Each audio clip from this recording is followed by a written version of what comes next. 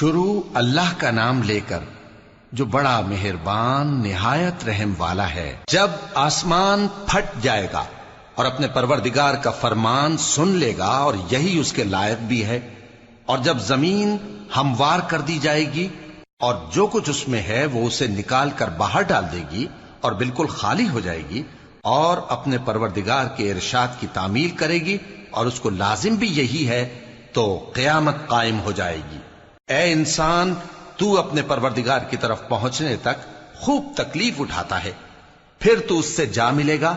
اب جس کا نامہ اعمال اس کے داہنے ہاتھ میں دیا جائے گا اس سے حساب آسان لیا جائے گا اور وہ اپنے گھر والوں میں خوش خوش واپس آئے گا، اور جس کا نامہ اعمال اس کی پیٹھ کے پیچھے سے دیا جائے گا تو وہ موت کو پکارے گا اور دوزخ میں داخل ہوگا۔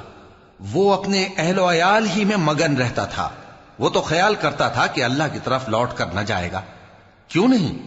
اس کا پروردگار تو اس کو دیکھ رہا تھا۔ سو میں شام کی سرخی کی قسم کھاتا ہوں اور رات کی اور جن چیزوں کو وہ اکٹھا کر لیتی ہے ان کی، اور چاند کی جب وہ پورا ہو جائے کہ تم لوگ درجہ بدرجہ ضرور چڑھو گے۔ تو ان لوگوں کو کیا ہوا ہے کہ ایمان نہیں لاتے، اور جب ان کے سامنے قرآن پڑھا جاتا ہے تو سجدہ نہیں کرتے، بلکہ کافر جھٹلائے جاتے ہیں، اور اللہ ان باتوں کو جو یہ اپنے دلوں میں چھپاتے ہیں خوب جانتا ہے۔ تو ان کو دکھ دینے والے عذاب کی خبر سنا دو۔ ہاں، جو لوگ ایمان لائے اور نیک عمل کرتے رہے ان کے لیے بے انتہا اجر ہے۔